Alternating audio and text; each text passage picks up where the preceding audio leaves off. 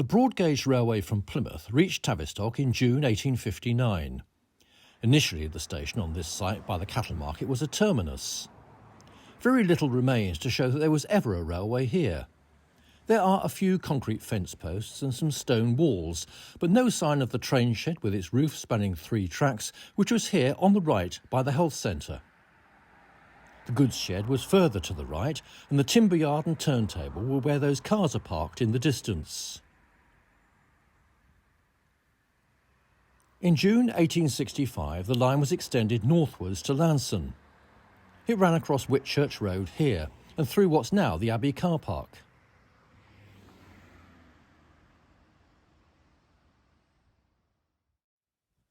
Tavistock Station, later called Tavistock South, was close to the town centre across Abbey Bridge, which was widened in 1860 to improve access to the railway. The trackbed ran through where those new houses are now, behind the old cemetery and across the river and Mary Tavy Road here.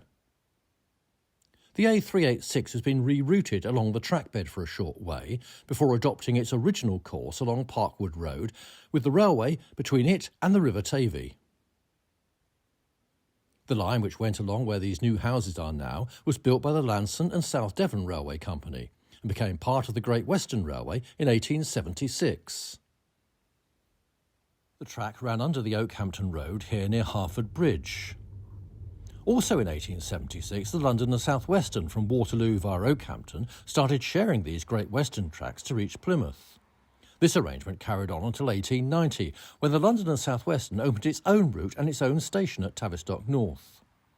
The Great Western Line ran under the new London and South Western route just to the north of here at Ringworthy, and then ran to the west of it for the next 5 miles to a shared station at Lydford.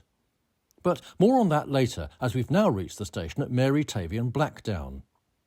It was about half a mile from both villages and was originally known as just Mary Tavy. It was renamed in 1906.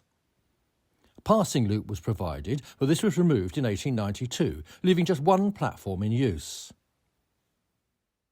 Although the lines ran parallel, the two railway companies didn't share stations, so London and South Western trains didn't stop at Mary Tavy, and Great Western trains didn't stop here at the next station on the London and South Western line at Bryn Tor.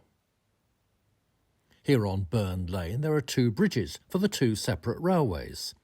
London and South Western trains ran under the road here, and the second bridge, the older one, is for the Great Western line. We're just over 21 miles from Tavistock Junction here on the line to Lanson, hence LAN on the bridge. Between 1876 and 1890, both broad gauge and standard gauge trains ran under this bridge, where the cutting is now very overgrown. And so to Lydford.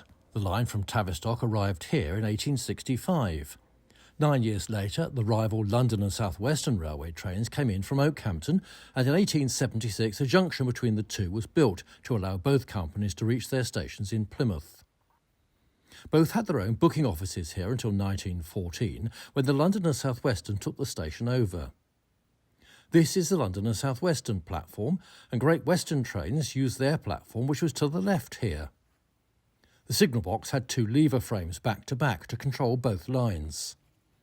It's all very overgrown now. The last passenger train left the Great Western platform on the 29th of December 1962, getting trapped in the snow on the way back to Plymouth.